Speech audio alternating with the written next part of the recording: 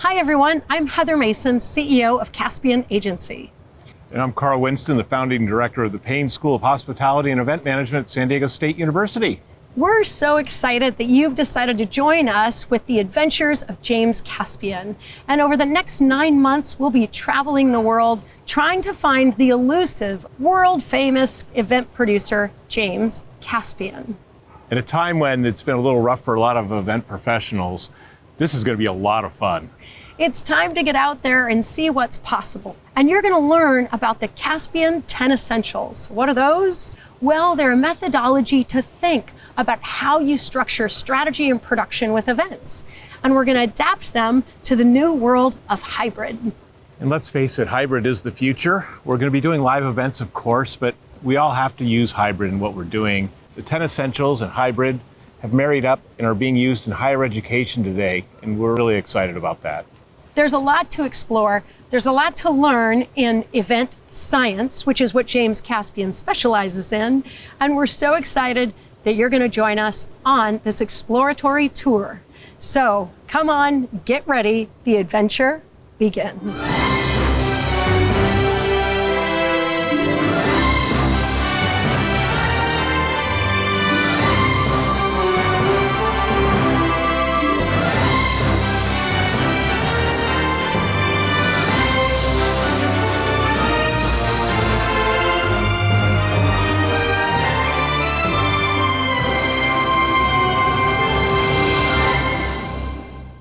Hey James, it's Heather and Carl. Say hello, Carl. Hey, James. And we are on our way into San Diego. We thought we'd make a video of a couple of the sights we're seeing. Gosh, it's been a while. We're looking forward to catching up.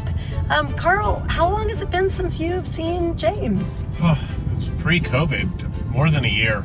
Yeah, I would say it's about the same because we were doing an event with Caspian Agency when everything got shut down. And I know you were traveling somewhere in the world as you do. But we've been doing pretty good. Yeah, down at San Diego State, James, we've been using all of your principles to drive our virtual event curriculum and using it in all the classrooms. And I have to tell you, we have been rated consistently the best program on the entire campus using your technique. So thank you, sir. And I know that you even adopted, the online 10 Essentials video course. So that's cool too. And Caspian has been doing a lot of virtual events. I think you'd be very proud of us. And we cannot wait to hear about your adventures when we see you. Yeah, it looks like we're pulling up now. See you in a minute. Bye. Look, we're here, by the way. Oh, yeah. Oh, wow. So, wow.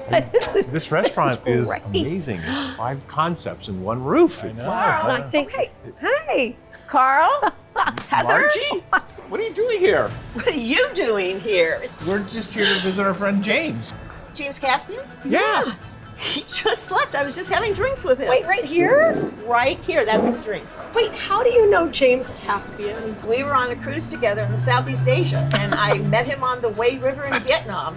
We chatted, and we've become the best of friends ever since. Really? Well, that does not surprise me that he would seek you out. Is he in the restaurant or? No, I can't believe you didn't see him. He just left. He said he had to go over to the Dell. You know, I think he mentioned a long time ago that he had family connections at the Dell. He does. But he left us with good company, which I appreciate. What's new in San Diego? He asked me the same question, and there's a long list of things that are new in San Diego. What did he focus on, Margie? Well, we focused on the biocom industry. We focused on the growth spurt San Diego's having, the new shell for the symphony that's on the Embarcadero. And then he wanted to see all of the coastline again, and I was afraid he was going to make me show him the 90 miles of beachfront. Because he's very much a surfer. I know. Well, would you show us too? I would love to show you everything. All right, well, let's Take a look at this. He was making some notes. Wait, what is this? This is what James left? Yes, he was taking notes of everything I said, so he did some work for you already. I bet he did. Well, all right, I'll take this with me. Do it. Let's do it. Let's go. Okay. So, Margie, tell us what's new in San Diego. We have this marvelous new venue that's opening up on the Embarcadero called The Shell, and it is the home of the San Diego Symphony. I mean, is it a big venue? Is it small, intimate? Think Hollywood Bowl, San Diego style. It's a beautiful shell that encases a 13,000 square foot stage. The best part, 10,000 people can come to enjoy the symphony, do a private event, and guess what? You could actually even do a general session for your meeting of 10,000 people outside. that also allows for a socially distanced crowd of I don't know what, but you could still use all that space. So you get outdoors, you get some sun, and you get the distance. Absolutely. And the best part is Petco Parks, that do all those marvelous events at the stadium, will be managing the events at the Symphony. So let me get this straight. So San Diego's added yet another venue for special events within walking distance of the convention center, Petco, as you mentioned, the Midway. All the convention hotels downtown. The trolley even will drop people off in front of the Marriott so that you can cross the street and go to the Symphony that way. It's just easy to get to, and it's going to be magnificent. But I think first I might need to grab a glass of water. I'd love to. Let's continue. Let's do it. All right. Great idea. The last time I was in San Diego, Caspian Agency with James worked on an event at the San Diego Zoo. Oh. We had cheetahs in our event, and we had elephants and gorillas. And I thought I never would have thought of an event with the San Diego Zoo, and yet it was all about biomimicry. It was about conservation. I thought that was really cool as the values of San Diego. Well, and you know, they've been known for their events they've hosted for years and years and years, so that's really not new either. We just need to say more about it. I could stay here all day. I was going to say, but I don't think we can. Oh. I think we need to go hunt down James. He's at the Dell? He's at the Dell. I think we should go. All right, well, we'll go to the Dell, and I'm gonna ask him about this because I'm still curious about what all this means. All right, James, we thought we were gonna see you at the Brigantine, so what's up? And what is up with this thing? I feel like you have something up your sleeve that you're trying to communicate with us. And this says AV, SV, IP, and a whole bunch of percentages. Carl, what do you think AV stands for? Audiovisual. I think it does too. So we have audiovisual, and then we have SV, which I don't quite know what that is, and then IP, I mean, that has to be intellectual property. So if we have audiovisual, intellectual property, then Carl, maybe this is about licensing? Maybe, but that SV thing keeps throwing me off. All right, well, James, we'll see you at the Hotel Dell. Looking forward to it, and you can help us decode what this means. See you then. Wow, this place is incredible. I mean, Wow, look indeed. at this. This is crazy. Look at the palm trees, the red roof, the white building, 100+ years old. Yes? What is Thank you. That looks like James' handwriting. What is it? Heather and Carl? What would he have been sending us? It's another note. He's done it again. It's a lot like the cocktail napkin that we just saw at the restaurant. It's got more detail though. It's more scientific. It's got X and Y axes and it looks almost mathematical. And if I know James, this is him about to send us on another one of his adventures. But Heather, every time he's sent us on an adventure, we've learned something. Well, let's go find him. Something's up, that's for sure. And I'm still trying to puzzle out what he's getting at in these mazes and machinations. But I know he would have wanted us to be here for a certain reason. Wow. Oh, wow. Something is up. Oh, well, hello. You must be Carl and Heather. I'm here to give you a tour of the hotel. Oh my gosh. Yes, James called me. I'm Cheryl. I'm the director of sales here at the property, and I want to show you around some of our event spaces. Well, thank you. And here's to you, Cheryl. Yes, cheers. Cheers. So what can you tell us about this garden patio? This has been the backdrop of so many great events, but one of my favorites is the one that James did here. So he did a Wizard of Oz party right in this central area. You know, L. Frank Baum wrote The Wizard of Oz in Coronado, and part of it here at the hotel. No. I had no idea. So this was Kansas. No way. So we had red and white gingham tablecloth. We had Wow. Dorothy and Toto. It was so spectacular. But then all of this patio was yellow brick road. So the yellow brick road took you to the Crown Room, which was then Emerald City. Wow. So great green lights, dancing. Wow. Yeah. It just Do you want to see it? sounds, yeah, it wanna sounds see it like for something sure. James would do. I want to go on the yellow brick road. Well, let's Of course go. you do. Okay, let's Here we do go. So back in the Victorian era at the Dell, guests would have their meals in the crown room, and then in the day they would come in and play cards and table games here in the ballroom. And then in the evening after dinner, they would dance, they would have a live band here, an orchestra would play. So we try and recreate that with events. One of my other favorite events that we did in this space, we wanted to bring the beach inside. So we actually set all of the attendees in Adirondack chairs on the beach. So they sat there, had their general session, and sat in these relaxing chairs just like they were enjoying a day at the beach, but they were in a ballroom. I love that. And why not get more interesting seating that we can, I don't know, expand our creativity with? I have to think about the audiences that you're serving here seem so diverse and different. I see kids by the pool with their families. I see executives running around having meetings here. Well, the lines are becoming blurred. The attendee uses this as a vacation.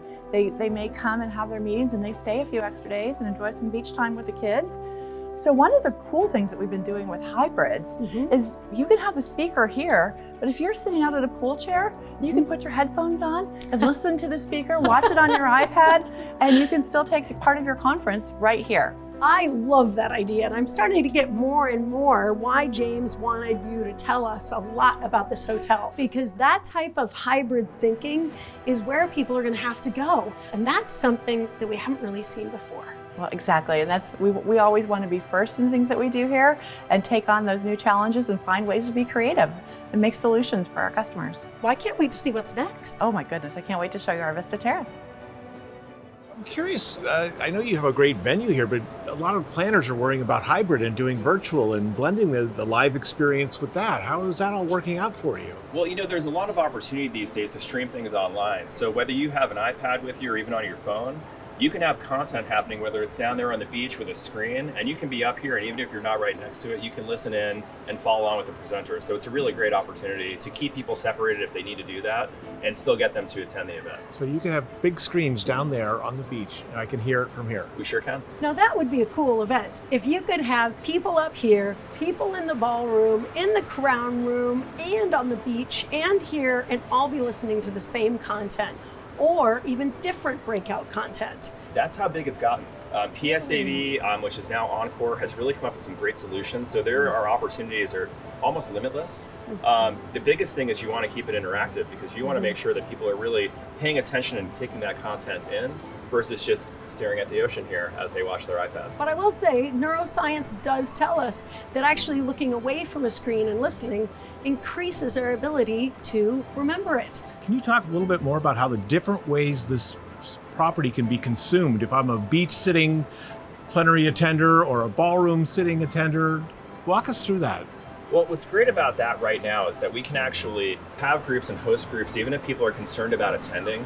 We can host an event that's successful, and you may have a portion of those attendees that come to the hotel.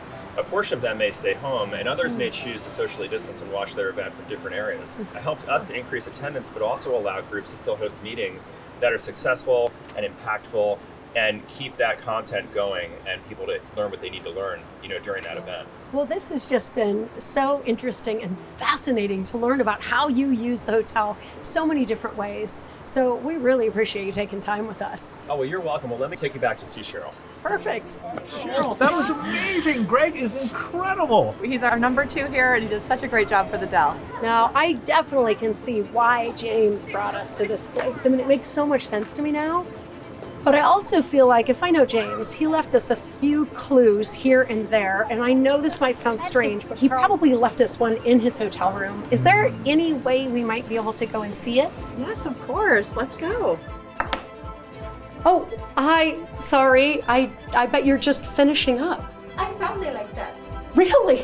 Yes. Well, that doesn't surprise me because James always leaves it this way. Did he leave anything in his room? Yes, he left that. Huh. It's a puzzle. And this is a 3D puzzle, which is interesting because he was talking about the second essential, audience mix. So this has got to play into that. What's that?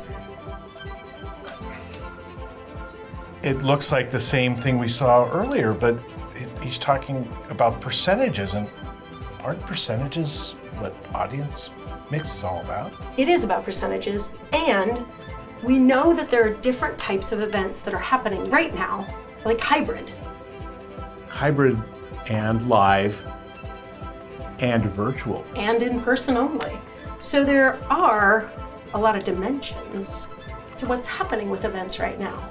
The more I think about it, actually, the audience mix is changing, but it's changing in different dimensions. So what's the next step? I wonder if we should get out and talk to more people in this hotel. Wow. Gina, thank you so much for agreeing to meet with us. Can you tell us a little bit about your role here at the Dell? I'm the heritage manager here at the hotel. I'm the keeper of secrets. Ooh. Well, I think you're going to definitely help us then, because we are trying to solve a puzzle and we think that you might be the key. Why do you have a Rubik's Cube, may I ask? Because we were supposed to meet our friend James Caspian here, and we're trying to figure out the puzzle that he's left us. And we feel like you might be the key to helping us understand, because we know that he has some sort of family connection to the Dell. He does. Arthur Caspian. Who's Arthur? Arthur is James's great-grandfather. And he first appeared at the Dell in 1896. 1896 is when we had our first convention here at the hotel. The Hotel Men's Association held a conference here. It was held in the ballroom. So you're saying that this hotel's been holding conventions for more than 120 years? Yes, it has. They were very popular in the 1920s. So what other things have happened in some of the rooms here? We know about the Crown Room, and we've heard that that particularly has had some incredible events. It certainly has. In 1920, we hosted Edward, Prince of Wales. He was visiting San Diego.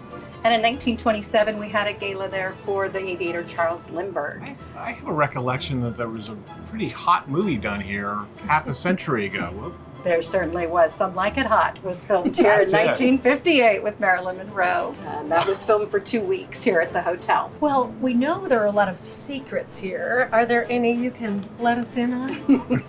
There are a couple secret places here at the hotel. One of them is a tunnel that leads from our power plant, which was built before the hotel was, and supplied electricity to all of Coronado as well as the hotel. And there's a tunnel that leads from the power plant to the main hotel. We're just finishing up a $500 million renovation here at the hotel and restoring a lot of our past experiences, modernizing them a little bit, but bringing them back for the future generations to come. Well, and I also now, I think I'm seeing why James wanted us to come here, because you can't go into the future and think about the disruption without getting some sort of perspective from the past. And I bet he was somehow consulting with Arthur when he was here. Mm-hmm, absolutely. Now, where does Arthur normally hang out? Maybe we can find him too. Maybe we could channel him. Maybe we could.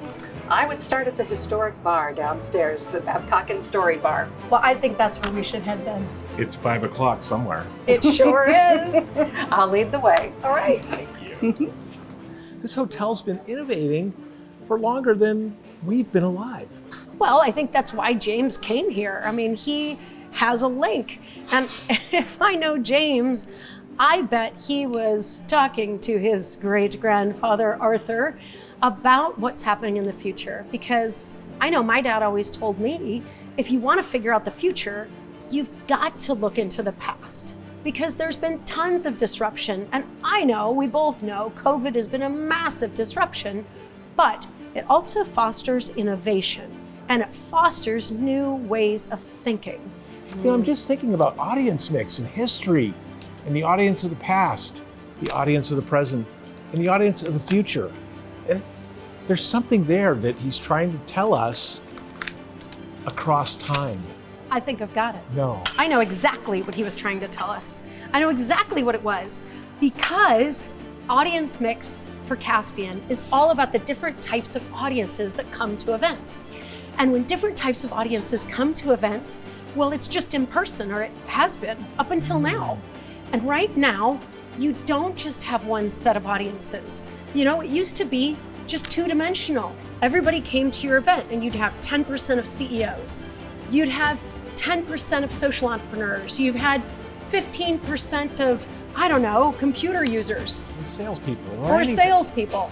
But now, you can have any one of those audiences And they can actually show up in different percentages based on if they're attending virtual, if they're attending in person, or if they're attending kind of virtual, which is AV is all virtual.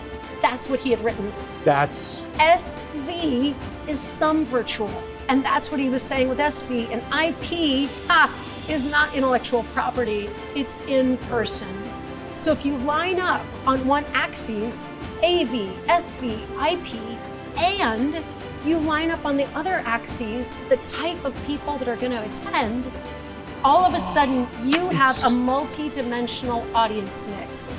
And that's what we have right now, today.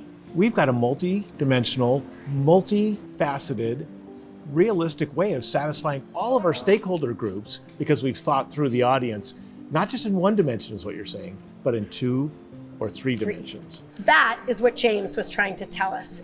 And this makes so much sense because the 10 essentials were made to grow, they were made to adapt. And I think the reason he didn't start with the first essential is because sometimes the most interesting stories don't start at the beginning.